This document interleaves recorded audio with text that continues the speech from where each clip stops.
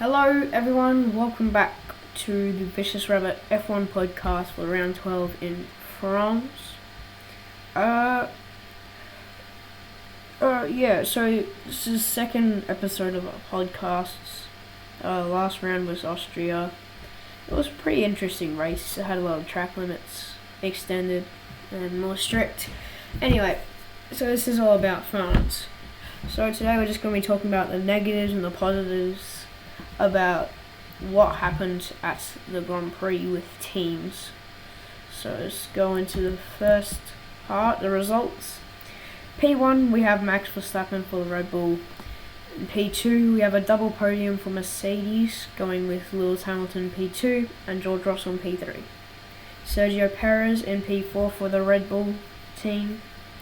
Carlos Sainz a surprising P5 starting from the back of the grid. Fernando Alonso has done very well coping with his car recently. P7 goes to Lando Norris. P8 Esteban Ocon. P9 Daniel Ricciardo. And the last points place goes to Lance Stroll in the Aston Martin.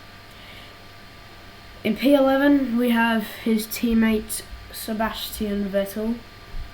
In P12 Pierre Gasly for AlphaTauri. P13 Alex Albon in the Williams. P14 Valtteri Bottas for Alfa Romeo. P15 Mick Schumacher in the Haas.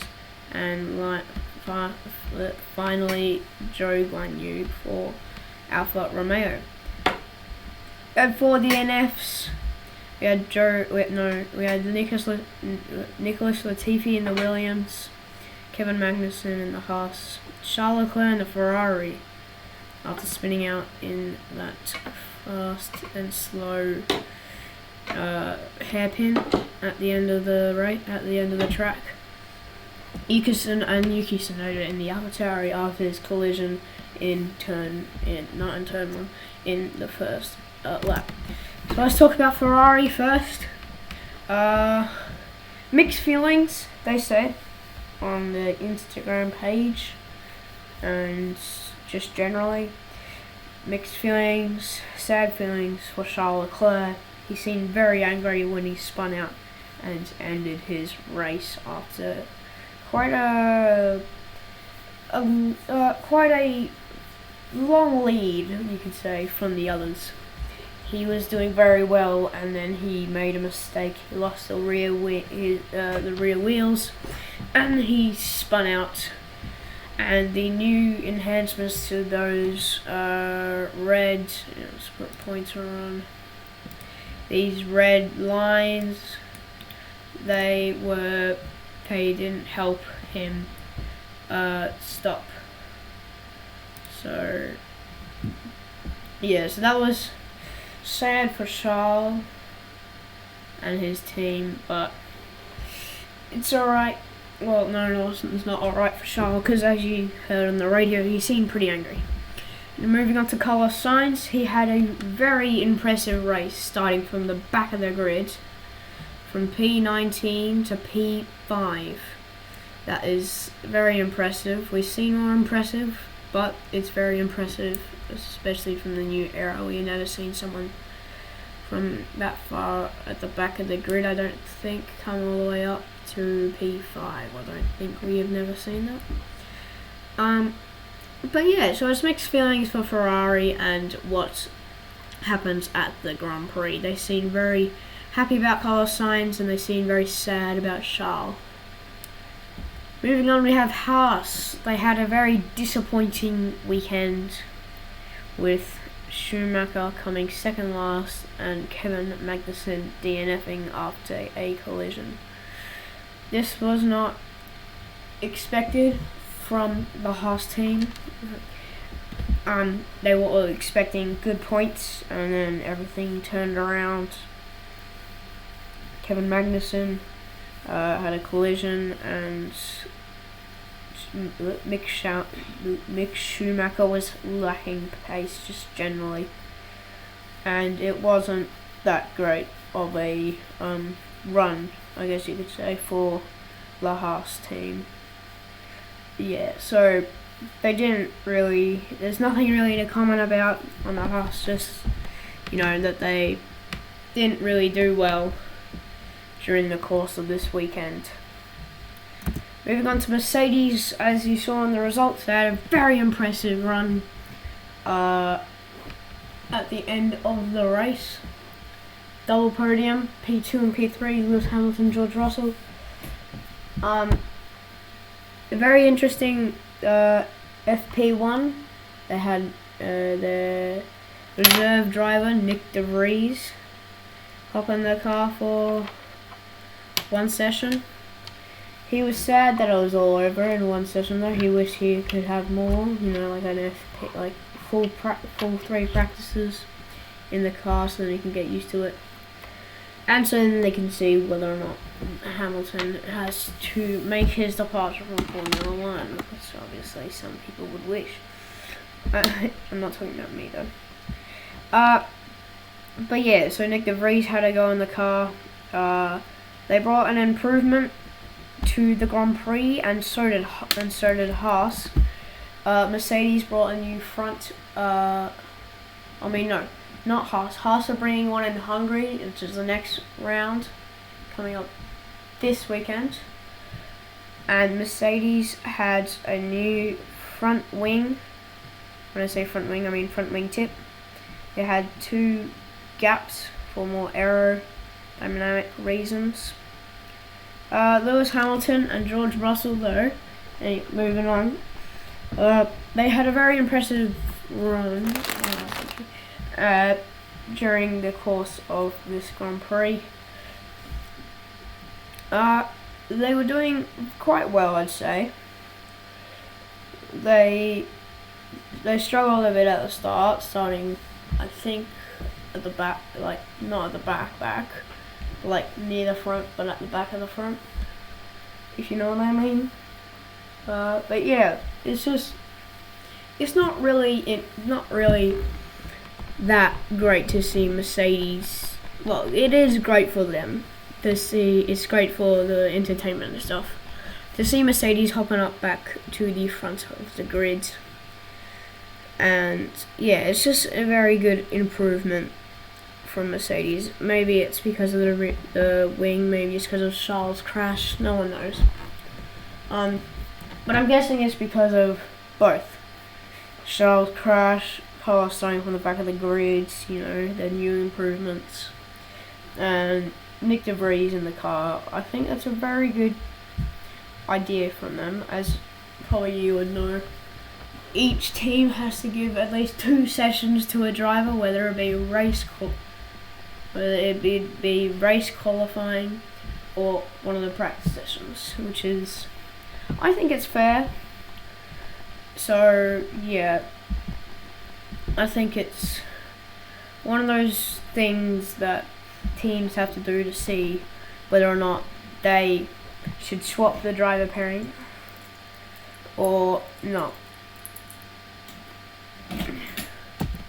Moving on, we have Alpine. They had an impressive result from Fernando Alonso.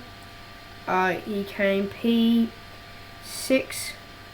in the Grand Prix, which is very surprising since, Alpine haven't been doing that great recently. People think that Alpine have a chance of winning a Grand Prix. Ocon coming in with the McLaren sandwich. He was in the middle of it, with Norris taking 2nd and Ricciardo taking 9th. Esteban Ocon came in 8th. It's very impressive. So overall they gained 12 points in the title championship, which is very good for them and their team. Alonso said that he was very impressed with the team's results and what they did on that weekend, which we're all proud about. Well, they're proud about it, and their supporters, I'm guessing, would be. A new addition and one of these final parts of the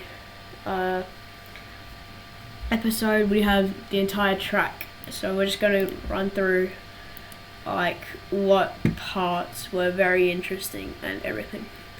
So the one part that caught out with me, going into turn 5, they had that little bump, which caught a few people out going into turn 5.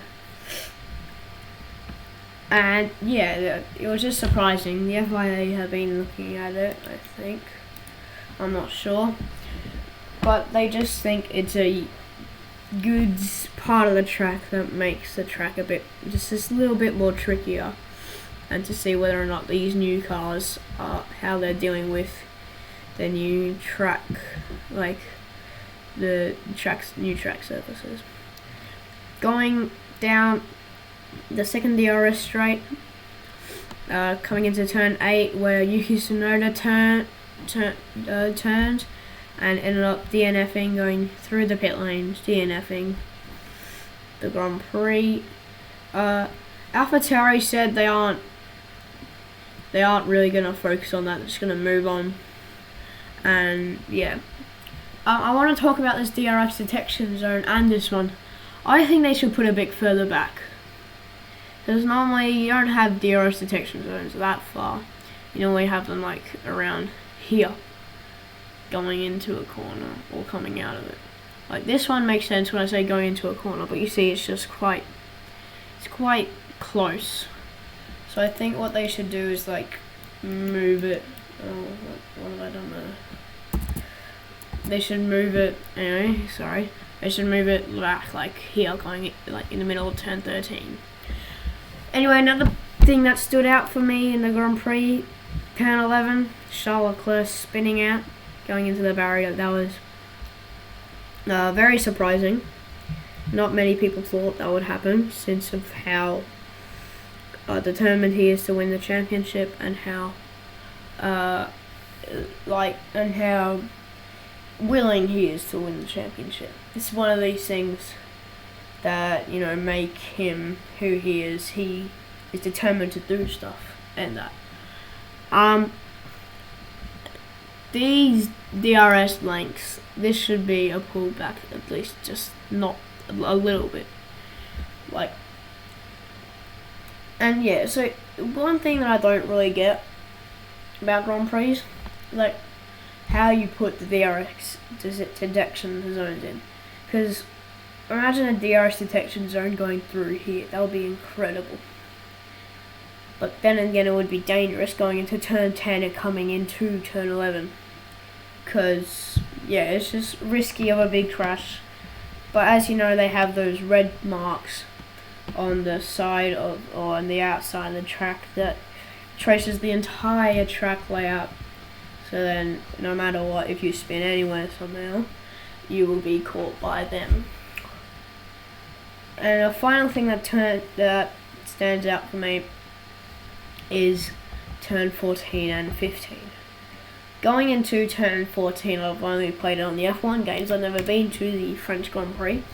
But what stands out to me is that going into this corner, I've only played on the F1 games, but it's hard because you can either get forced into the pit lane, which goes through here, like that, or you will get pushed off, and then you'll come out and you'll eventually get a penalty for no reason when it was the other driver's fault.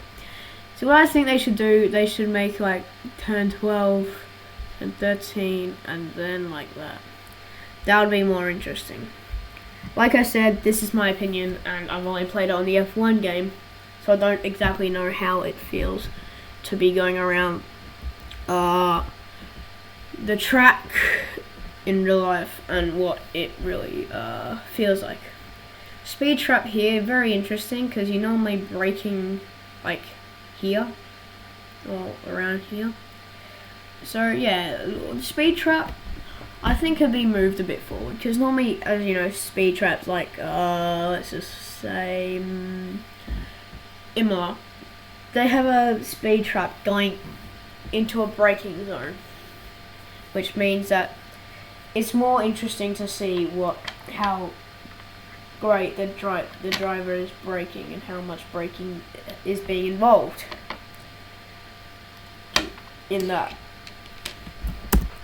So that's it for another podcast. I'm pretty sure it was a short one, but yeah, if you enjoyed and you want to see more, like, subscribe. Next round is Hungary. Hopefully there'll be a longer episode for that. That will come out, I'm pretty sure.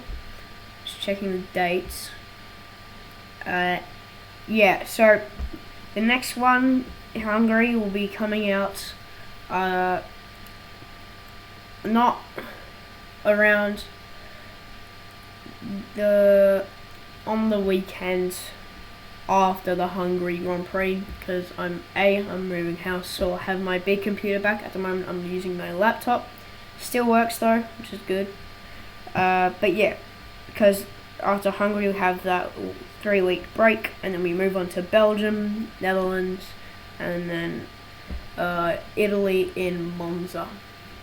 I will be posting more videos though, not just podcasts. I know I said that in the last video. I've just been really busy with packing and schooling, because I'm not old enough at the moment to be getting just no school and stuff, so I can film. So yeah, that's it. I hope you enjoyed, and I will see you guys in the next one. Goodbye.